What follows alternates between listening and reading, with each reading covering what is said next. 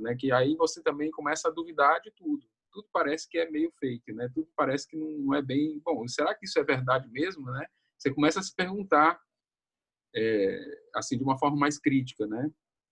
Agora, as notícias falsas, elas não são exatamente uma novidade, né? Assim, já correram os boatos. Boato é isso, né? Boato é uma ideia que não se confirma na prática, né? É um enunciado né, que não tem fundamento. Você que é uma pessoa dessa área da imprensa, você sabe que já aconteceu muito aquilo que a gente chama, um jargão na imprensa, é a barrigada, né? Que é quando você tem uma apuração de uma notícia e, por alguma razão, essa notícia ela sai, às vezes acidental, mas às vezes também intencional, ela sai como uma notícia falsa, né? E isso pode prejudicar a reputação das pessoas, por exemplo, né, que estão envolvidas com aquela notícia. Uma acusação, né, muitas vezes, né, isso acontece especialmente com a população pobre, né? Ela é mais vítima dessas notícias falsas, né? Pessoas que são suspeitas, por exemplo, de cometerem crimes, que são apresentadas, né, já são julgadas, já são linchadas, né, porque foram acusadas de um crime que, né, elas teriam que ainda ser julgadas, teriam que passar por um julgamento justo, mesmo que aparentemente elas tenham realmente relação com o caso que elas estão sendo acusadas. Aí o julgamento social ele entra em destaque, né? Vamos dizer assim, no ar, né? Pois é. Então, na verdade, essa gravidade, ela tem isso. Agora, as fake news atuais, né, elas são mais do que uma notícia falsa, uma brincadeira, uma troça, né? Porque ela surge assim como as pessoas dizem, mas o pessoal inventou isso aí, mas era uma gozação, né? As fake news, elas vêm aí numa embalagem que muitas vezes é golpista, né? Quer dizer, elas representam um estelionato, elas representam uma mentira, elas são uma farsa, né? E elas são criadas com uma intenção política, né? Elas são criadas com um sentido de manipulação, né? De fazer com que as pessoas se prejudiquem com isso, né? Com essa notícia, que ela é veiculada como se ela fosse verdade, né? Daí que a gente fala, então, do terreno da pós-verdade, né? Isso vai ter impacto na comunicação, na vida e na questão ambiental, né? Já que a gente está falando sobre isso. Uma das controvérsias, por exemplo, muitas das controvérsias, na verdade, tem a ver com contestação do chamado pensamento científico, né? Aquilo que tem validade científica, aquilo que é comprovado pela ciência ou pelo cientista, aquilo que se desenvolve como pesquisa científica, é questionado como... Aí tem uma onda que é o negacionismo, né? Que questiona, por exemplo, a esfericidade da Terra, né? Questiona fatos históricos, né? O Holocausto, por exemplo, né? E assim por diante. Quer dizer, existem aí questionamentos a coisas que são absolutamente consolidadas. Então, isso gera uma certa ridicularização, né, de quem acha que isso não... Mas, ao mesmo tempo, existe gente que acredita, né, e defende firmemente, né, é uma coisa até meio fanática, defende, não, isso realmente é assim, é tudo uma parte de uma conspiração que alguém estaria movendo aí os dados, ou as empresas multinacionais, ou, sei lá, as corporações, os alienígenas, o Illuminati e tal. Tem um monte de conspirações aí, né, sobre os fatos, né, como se houvesse isso. No caso do ambientalismo, já que você, né, aqui me prolongando um pouco, mas entrando um pouco nessa pauta, né, já que você provocou nesse sentido, por exemplo, as mudanças climáticas, né? Há uma parte personalidades que expressam suas opiniões, né, que questionam que estaria de fato havendo o aquecimento da Terra, mesmo que haja todas as evidências, mesmo que o clima esteja sofrendo alterações, né, minimizam isso, né, como se isso fosse uma coisa assim sazonal, uma coisa que não, agora a temperatura está subindo, mas depois vai baixar, né, como se isso não fosse assim resultado de uma crise do modo de produção. E da mesma forma a pandemia, né, como se a pandemia fosse uma gripezinha, né? É lógico que isso tem um sentido ideológico por trás, né? Isso está colocado, não é à toa, isso tem um propósito. Rafael, você comentou um pouco aí sobre os impactos, né? E na contramão deles, a gente vê também um movimento, vamos dizer assim, pela verdade, né? Um movimento para acabar com as fake news. E, recentemente, estava dando até uma pesquisada, o Observatório do Clima, que é uma rede composta por diversas organizações não governamentais, movimentos sociais, lançou um site que tem exatamente o objetivo de combater a desinformação ambiental aqui no Brasil. E assim, essa vai ser a plataforma, né, a primeira plataforma online que traz alguns esclarecimentos sobre os principais mitos quando o assunto é meio ambiente, além de verificar o discurso de autoridades públicas e notícias falsas que circulam pelas redes. Então, a ideia do chamado Facebook.eco é sistematizar a educação ambiental e evidenciar as distorções, os mal-entendidos que rodam aí esse debate no Brasil. E lá, não sei se você já acessou, Rafael, tem uma seção chamada Falácias Frequentes.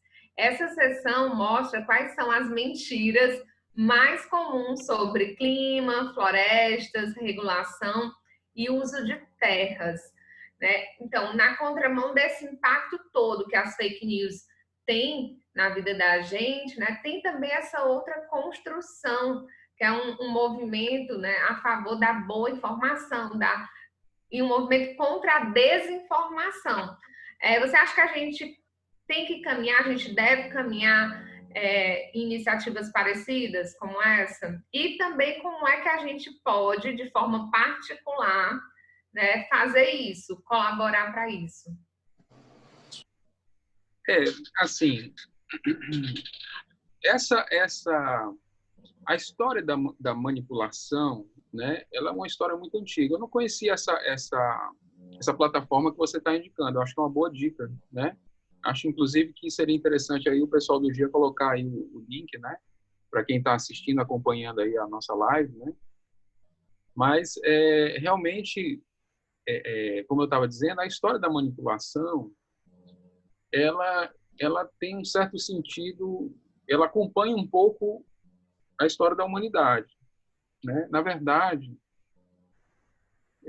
toda a estrutura que se mantém, toda a estrutura social que se mantém com base na exploração do trabalho, ou seja, você tem uma pequena fração da sociedade, né, de proprietários dos meios da produção, ou seja, os donos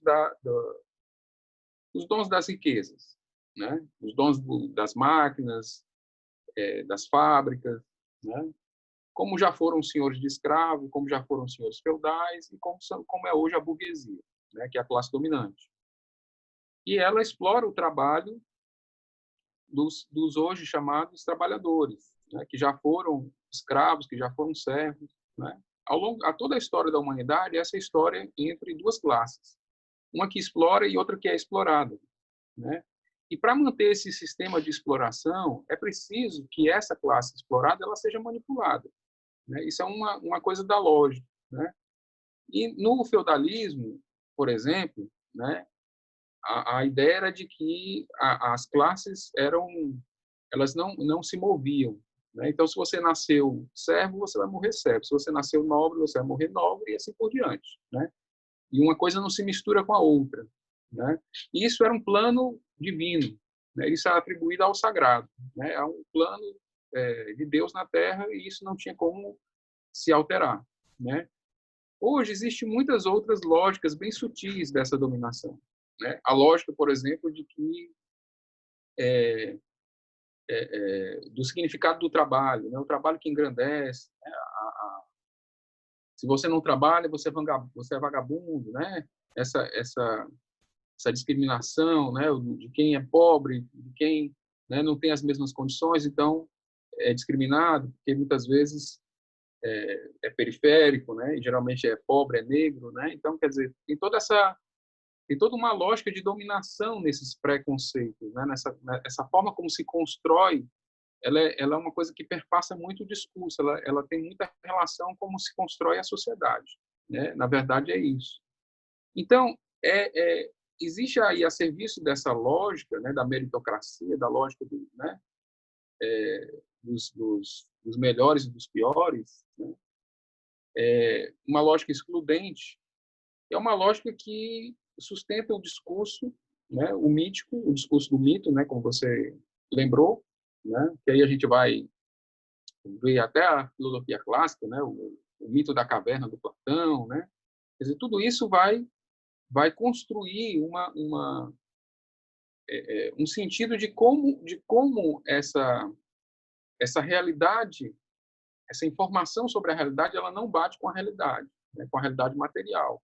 Porque você pode trabalhar muito, você pode ser um grande trabalhador, mas isso não quer dizer que faz de você, né, numa mesma condição de igualdade de direitos, né? Você tem um judiciário que privilegia, né, que favorece certa classe social, né, que tem os melhores advogados, que tem acesso, que porque é branco, né, tem certas facilidades, né? E você tem uma outra lógica que é a do encarceramento, da prisão, do massacre sobre os jovens, sobre os jovens periféricos, né? Quer dizer, o que sustenta essa lógica que é reproduzida, né, pela sociedade, que reproduz a lógica machista, que reproduz a lógica da discriminação com a LGBT, que reproduz a lógica do racismo, né, dos melhores e dos piores. Quer dizer, o que está por trás disso, né? Porque aí a gente vai trabalhar fake news, parece que a gente está falando de um caso isolado, de uma pegadinha aqui e ali, né? As fake news, elas fazem parte elas constituem esse amálgama do que é a lógica da estruturação do pensamento na sociedade, né? O pensamento na sociedade ele é fake, né? Aquilo que no século XIX se chamava ideologia, né? Ou seja, a falsa ideia, a ideia mascarada, né? É uma ideia que é construída e que é reproduzida, né, como uma ideia dominante, ou seja, a ideia dominante é a ideia da classe dominante, na verdade. Rafael, você falando sobre isso, eu estava aqui também pensando que os grandes veículos, chamados veículos de massa, com o advento das redes sociais e todo esse movimento de fake news, eles meio que perderam espaço, assim, eu quero dizer, perderam espaço quando a gente fala também em fontes de credibilidade. Hoje, as pessoas elas buscam muito mais informações nas próprias redes sociais, naquilo que elas estão recebendo via aplicativos, do que, por exemplo, numa TV, num grande noticiário, vamos dizer assim, né? Então, assim, é um movimento que vem ganhando uma força, né? Como é que a gente pode avaliar isso tudo? É, eu acho que houve muitas mudanças nesse plano da comunicação e elas têm um sentido positivo, né, e tem também um sentido negativo, né? Eu diria que hoje existe uma grande batalha, né, e ela é corporativa, uma batalha que tem a ver com o ramo da comunicação e da telefonia, né, por exemplo. A chegada do 5G, né, o domínio sobre a comunicação no mundo inteiro, né? E também as grandes redes de comunicação, os veículos de comunicação, eles estão disputando, né, uma primazia sobre as telefonias, né? Quer dizer, hoje, na verdade, a comunicação ela é muito mais internet do que analógica, né? Do que mesmo a comunicação que é feita pelos veículos de TV e rádio. E, de certa forma, esses veículos eles também se adaptaram a isso, né? Eles estão cada vez mais entrando como também plataformas digitais, né? Então, isso traz toda uma alteração também no mundo do trabalho, né? Se você pensar bem, o que era uma redação há 10, 20 anos atrás e o que ela é hoje, né? Em que o repórter é tudo, ele é cinegrafista, né, ele é o editor, ele monta a matéria, ele bota no ar, ele bota na TV, bota no rádio, bota no site, né? Meio que faz tudo, né? E é um trabalho que cada vez mais vai concentrando e cada vez é menos gente, né? Então, você tem um monte de colegas nossos, jornalistas, que estão hoje fazendo outra coisa, ou estão desempregados, ou estão empreendendo, né? Estão fazendo outras coisas que não têm a ver com jornalismo, né? E, quer dizer, isso é uma realidade do mundo da informação. Agora, ao mesmo tempo, né, existe aí um certo sentido de que Antigamente, você ficava... O telefone era um móvel fixo na sala, né? Que tinha um disco. Se fosse na rua, era um orelhão que tinha ficha, né? Eu sei que isso não é da sua época, né? Mas... Mas eu peguei o Era... cartão, viu? Quero dizer, eu peguei o cartão. Pois é. Você é mais novinha. Mas, assim, o que acontece? Mudou isso. E, da mesma forma, a televisão era aquele negócio estático na sala, né? Era um móvel. E hoje, tá tudo é plataforma, é dispositivo móvel. Você pega o celular e assiste a novela, e assiste os programas que você quer, assiste os filmes, né? Mas mais do que isso, você começa também a produzir conteúdo, né? Então, você não só é receptor, mas você pode ser um canal de transmissão de notícias, de verdade, de informação ou de desinformação, né? Já Porque diriam os digitais influencers. exatamente. Os YouTubers, né, a turma do TikTok e por aí vai. O que acontece é o seguinte, é que isso, por um lado, gera muito conteúdo, mas também gera muito conteúdo inútil, né? Então, aí a dificuldade, né, daí que o grande achado são os buscadores, né? O Google a importância que ele tem não é à toa, mas é porque você no meio desse pântano de uma imensidão de coisas que não servem para o que você quer, não é que ele seja, não é que não preste, mas é porque você está buscando alguma coisa que está no meio de um monte de outras tantas coisas, né? E aí entra toda essa loucura da relevância, né, daquilo que importa, daquilo que não importa, os algoritmos, bota para cima, bota para baixo, né? Como é que o teu conteúdo aparece no meio dessa confusão toda? E aí tem profissionais disso, né? Então, quer dizer, você tem uma verdadeira revolução comunicacional, né?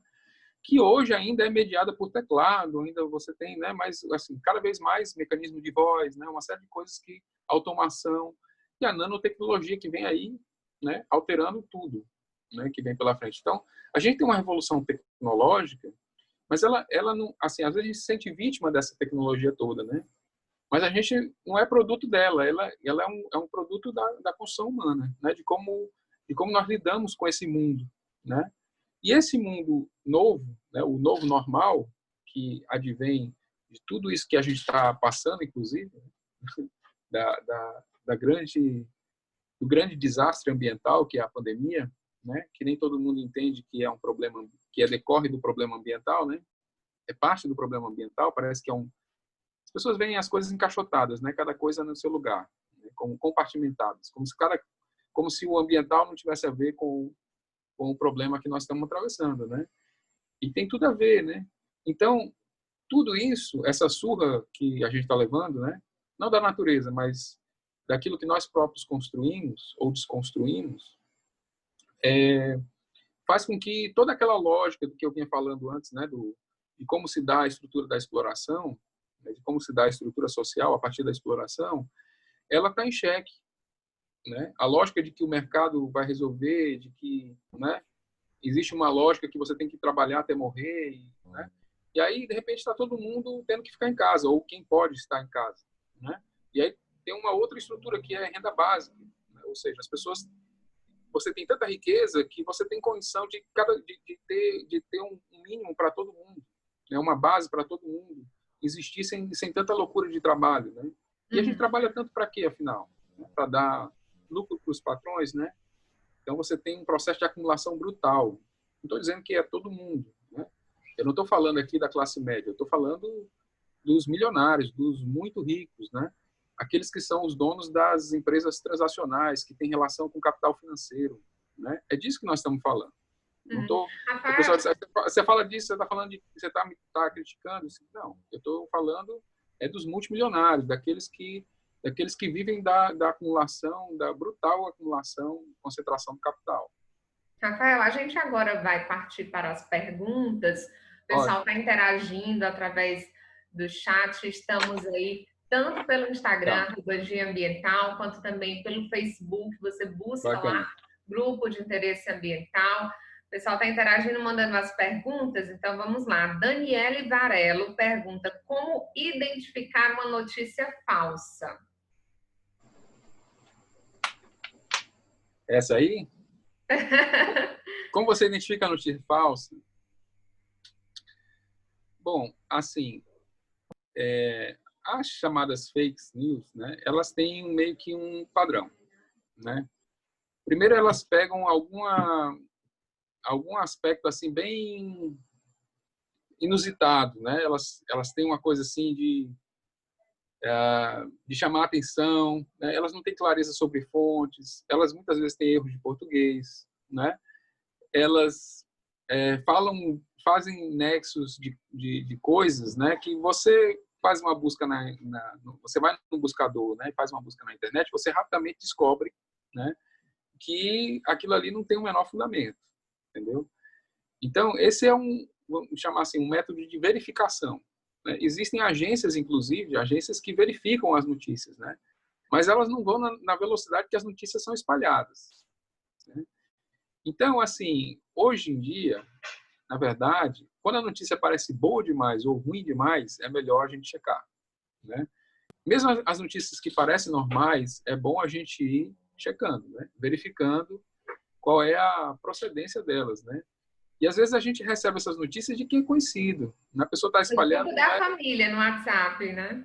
não é por mal, ela está espalhando porque ela recebeu e a notícia é falsa, ela se beneficia disso. Como ela é uma coisa E ela chocante, chama atenção, né? Chama exato. Aí atenção. as pessoas, aí que elas compartilham mesmo, aí elas mandam para frente e tal, entendeu? E aí o desgaste está feito, né? Tem uma pergunta aqui do Márcio William. Ele pergunta o seguinte: quais são as consequências de compartilhar ou fazer notícias falsas? A gente até comentou isso logo no início da live. Eu não sei se o Márcio estava por aqui, né? Sobre os impactos das notícias falsas, né? São inúmeros, né? Não dá nem para a gente mensurar as consequências de uma fake news, né? É verdade, porque assim, é como você espalhar grãos de areia, né? É muito difícil você conseguir recolher isso depois, né? Essas notícias que são repassadas de uma forma falsa. Mas o principal, eu acredito, que às vezes a gente não tem a dimensão de como isso afeta as pessoas, né? De como isso pode ser prejudicial, né? As pessoas entram em depressão, aquilo que a gente chama de cyberbullying, né? Ou seja, você tem um bullying que é cibernético, né?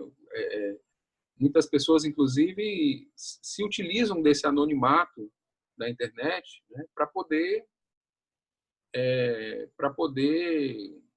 não só disseminar coisas falsas, mas até agir de uma forma grotesca, né, de uma forma bizarra, assim, com ataques, né, ofensas pessoais, acusações, perseguição, né? Tem gente que fica biruta mesmo né, e não faz outra coisa na vida a não ser tentar incomodar a vida dos outros, né?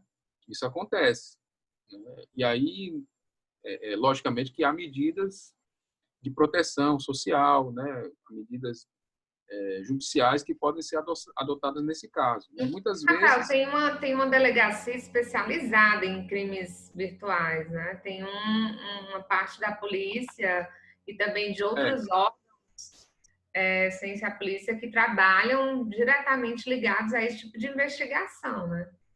é verdade. Embora isso não seja assim, vamos considerar que é muito difícil, né? É muito difícil que você tenha celeridade nessa. Né? Esses mecanismos eles ainda são muito lentos do ponto de vista da reparação, né? Eles têm uma certa eficácia, né?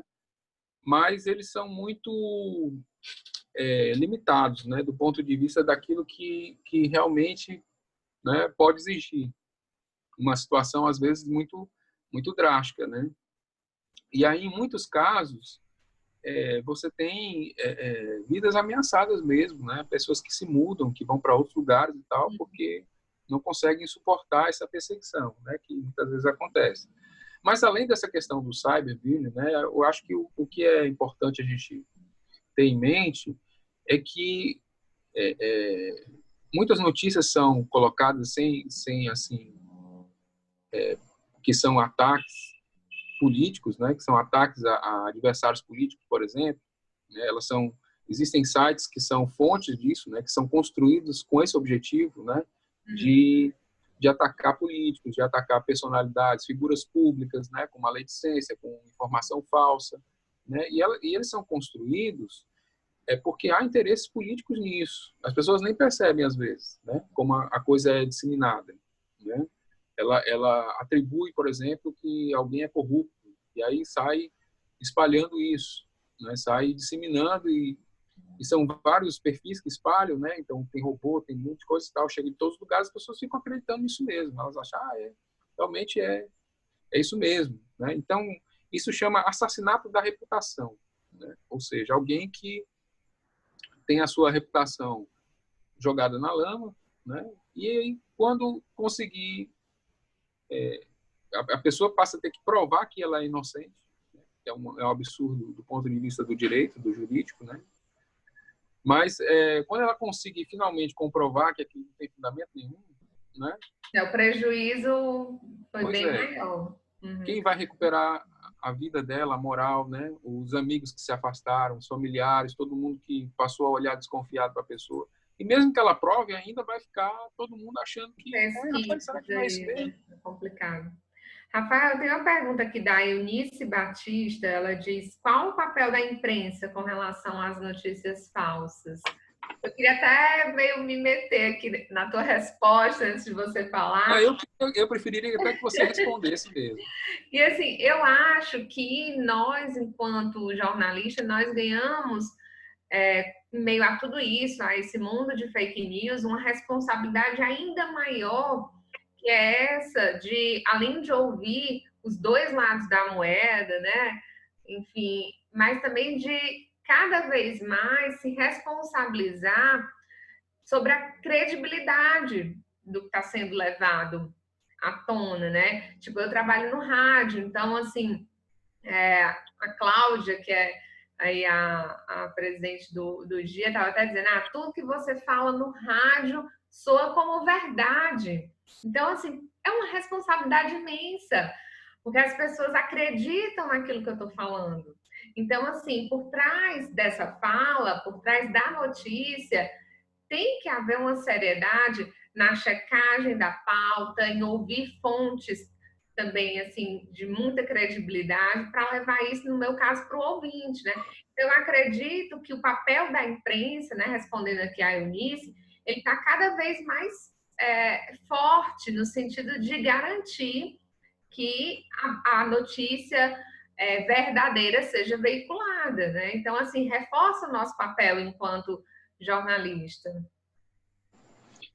Eu acho que você realmente colocou aí um ponto importante. Embora eu possa dizer, você sabe, né, nós sabemos que a gente não pode falar exatamente a imprensa como uma coisa monolítica, né? Quer dizer, existe muita diversidade nisso. Embora nem sempre a linha, né, a linha ideológica, a linha política de cada veículo esteja colocada de uma forma muito clara para o leitor ou para o telespectador, né? Quer dizer, muitas vezes são órgãos conservadores ou vinculados a certas ideologias políticas que eles não manifestam isso. Eles atuam como se fossem neutros, né? Ou seja, se espera da imprensa que ela seja meio que imparcial. Mas, como a gente sabe, todo noticiário ele tem um viés, né? Você vai escolher as notícias que você vai colocar no ar, isso é uma decisão. Então, quando a gente coloca o noticiário no ar, a gente já fez escolhas, né? Parece que a gente está dando escolha para o ouvinte ou para o leitor, mas na verdade as escolhas foram feitas, né? Então existe sempre, não é um sentido de manipulação nesse sentido de que estamos enganando as pessoas, mas é um sentido de que existe uma determinação aquilo que é notícia, aquilo que não é notícia, né? E aí, assim, eu acho que você tem uma vantagem, você está numa emissora que ela, pelo menos, ela se pauta por uma ética, né? Uma lógica católica, uma lógica cristã, né? Quer dizer, ela vai seguir certos princípios, né? Mas, assim, existe nessa coisa da imprensa, né? Como se constrói isso, de uma forma geral, né? O que a gente observa? É que existe um sentido de invisibilidade das lutas sociais, elas não aparecem, né? Elas não são legitimadas, assim, elas são invisibilizadas, ou seja, elas não se mostram, né?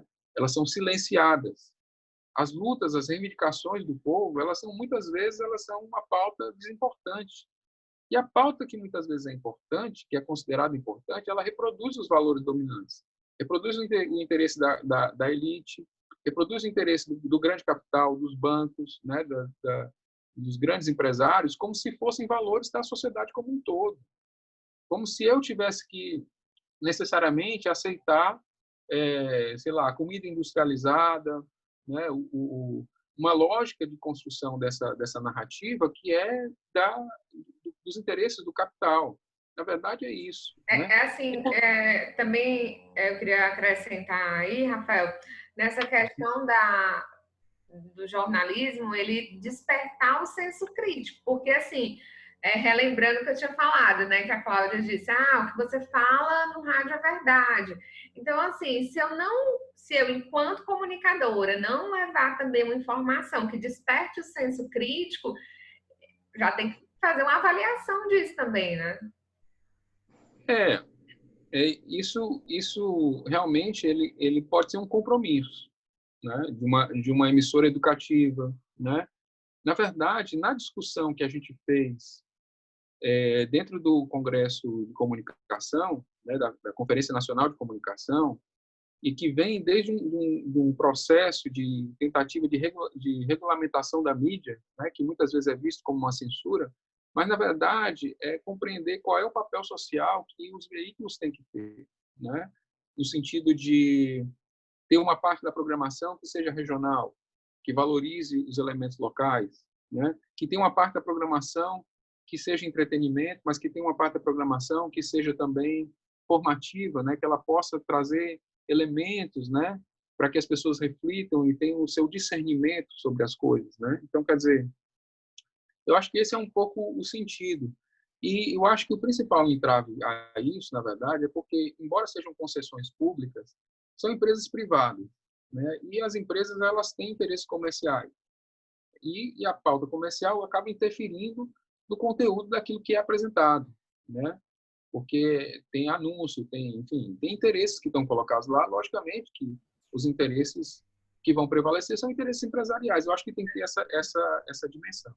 E, ao mesmo Você tempo, falou da concessão pública, Rafael, as pessoas às vezes não entendem muito isso, né? Acho que a gente pode fazer aqui um parêntese só para explicar essa questão. Vamos dizer, uma empresa X de comunicação, como o Rafael falou, ela é uma concessão pública, ou seja, o governo brasileiro concedeu 10, 15, sei lá, 20 anos para aquela empresa funcionar e atuar como comunicação no nosso país.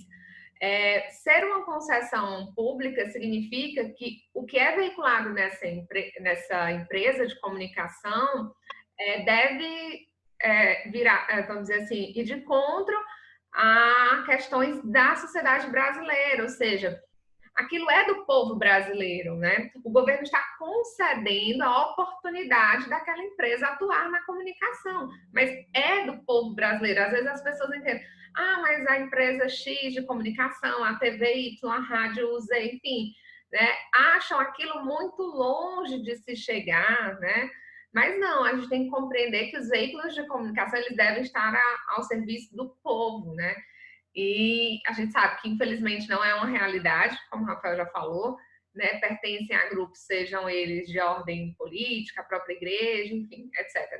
Né? Mas eu quis falar isso, Rafael, porque eu já fui procurada enquanto emissora educativa, dirigida por uma fundação ligada a uma congregação da Igreja Católica. Há outros movimentos que não são católicos, né? Por exemplo, mas que tinham pautas de relevância social enorme, né? E aí, como concessão pública, é claro que nós temos esse dever, enquanto empresa de comunicação, dar o espaço. Né? Então, assim, para que as pessoas compreendam o que é isso, né? eu acho que você colocou aí um elemento importante, né, que a concessão nada mais é do que uma autorização do Estado, né, para aquela emissora funcionar, né? E aí, evidentemente que essa concessão ela deveria seguir alguns critérios, mas na verdade esses critérios muitas vezes são políticos, né? E são os políticos mesmo que ganham essas concessões, né? E elas são dadas muitas vezes em troca de certos posicionamentos políticos, vamos dizer, né? De certas afinidades com quem está no comando do governo, por exemplo. E aí, quer dizer, tem dois elementos que eu acho que é importante. O primeiro é que o sentido de autorização do Estado, de concessão, tem a ver com a questão do direito, né? Então, na verdade, nós todos temos direito à comunicação. O direito à comunicação é como o direito à alimentação, como o direito à vida, é como o direito, enfim, o direito de ser respeitado naquilo que você pensa, naquilo que você é, né? Então, as pessoas às vezes não entendem esse direito. Elas não entendem a comunicação como um direito, na verdade. Elas nem conseguem se comunicar e elas não conseguem se ver como parte disso, porque não entendem a comunicação como sendo esse direito, né?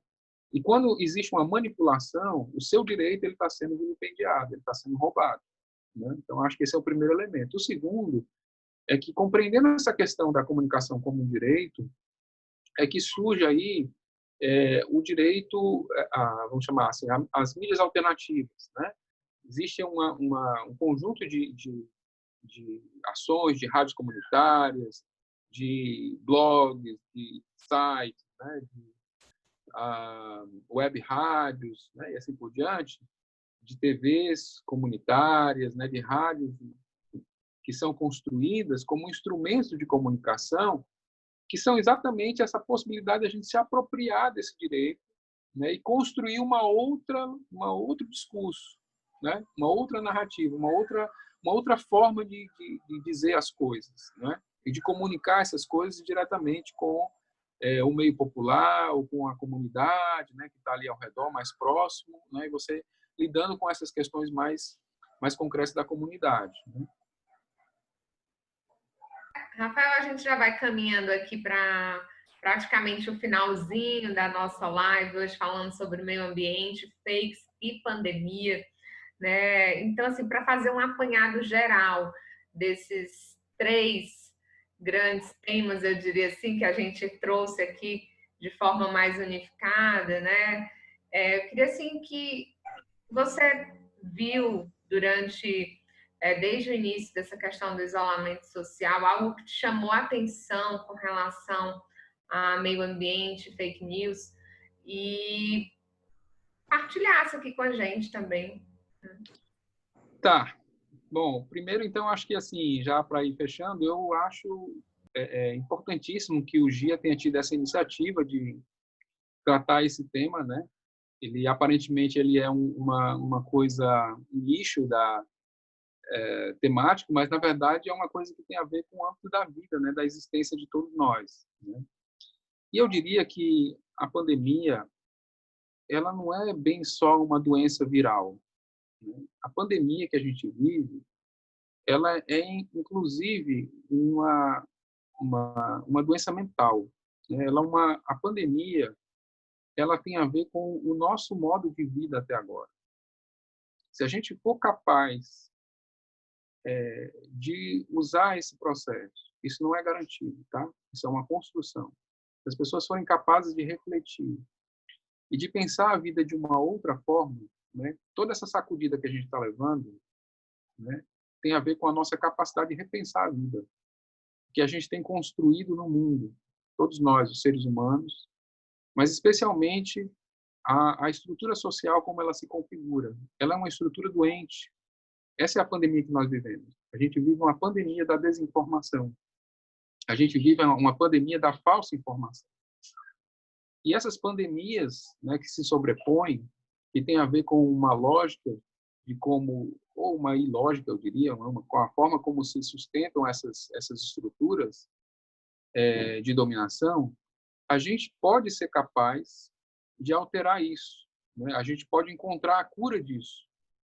E a cura disso tem a ver com mais participação, com a capacidade das pessoas de construírem seu próprio destino, de não ficarem esperando que apareça um salvador da pátria, um mito que vai salvar a humanidade, né?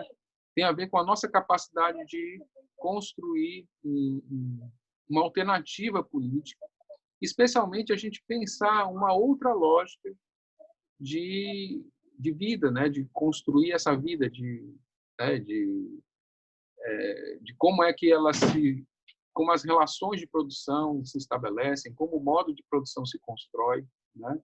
Hoje a gente vive um modo de produção que ele é capitalista. Ele tem a ver com o acúmulo de capital, que é o dinheiro, né? Na verdade, é isso.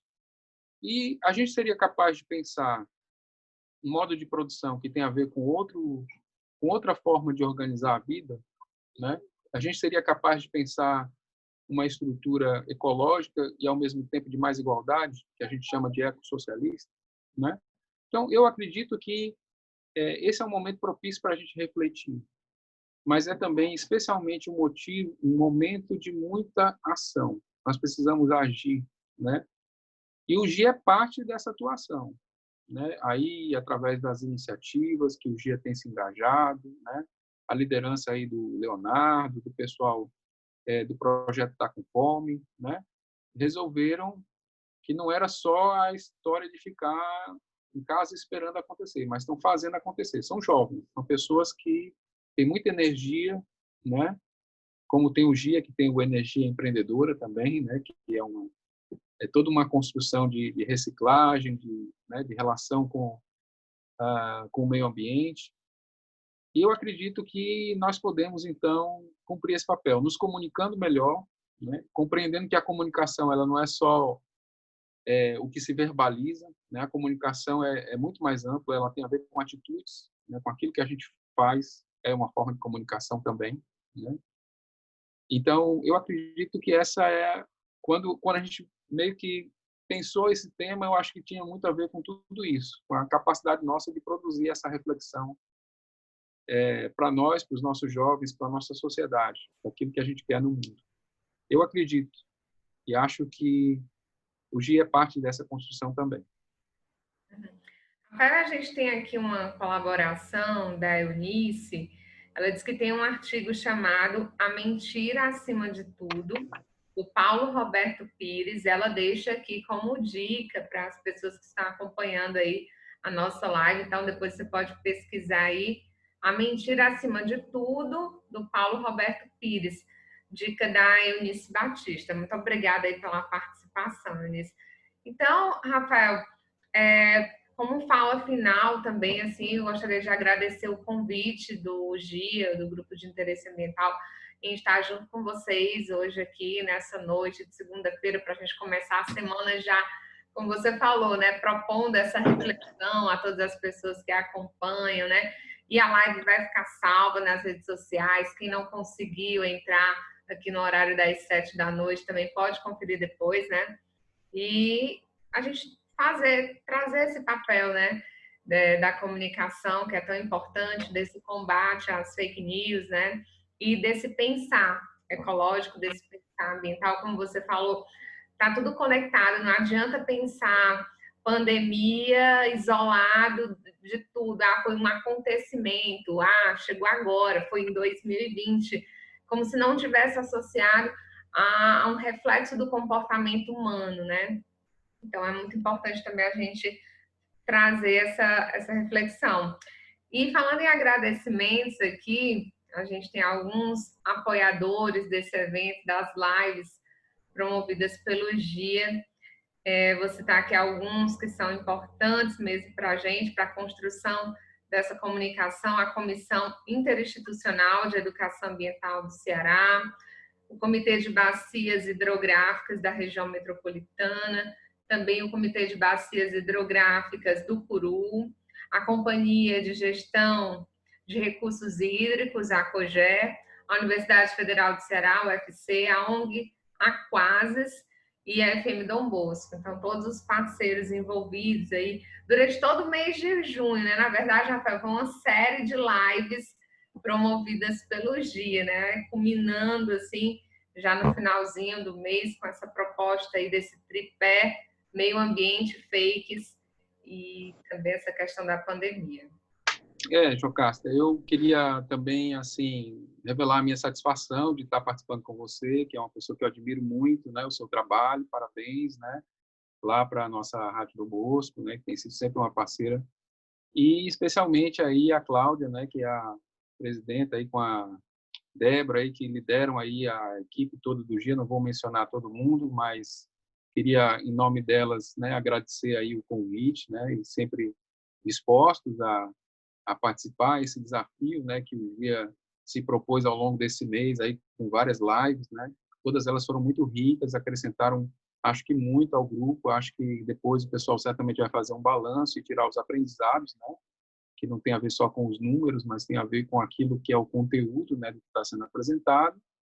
E, assim, aproveitando o contexto, né, o Herbert nos lembra, ele fez um comentário, né, na live, lembrando o segundo encontro de comunicadores populares, né, do Ceará, que vai acontecer 10 e 11 de julho, né, ou seja, passando esse final de semana, a sexta e o sábado seguinte, né, agora no comecinho de julho.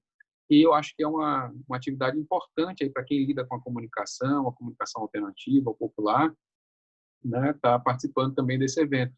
Então, Everett, muito obrigado aí pela sua lembrança, né? E a todo mundo que acompanhou aqui a nossa live também. Muito obrigado aí pelo quem for assistir aí depois, ver ou rever, né? Valeu aí, gente, pela participação, pela audiência. E espero que a gente se encontre logo brevemente, pessoalmente, para transformar o mundo.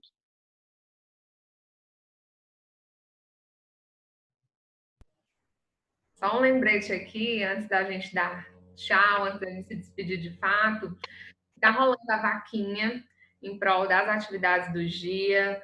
Você encontra o link nas redes sociais, é só acessar o Instagram, @giambiental, ou então o Facebook, você vai encontrar lá o link da vaquinha, você pode fazer a sua contribuição para que as atividades sejam mantidas, e isso é muito importante. Rafael, foi um prazer estar com você e com toda essa galera aí que está curtindo a live e se comunicando com a gente ao longo dessa 1 hora. Uma ótima noite. Legal. Valeu. Espero que tenham gostado. Tchau.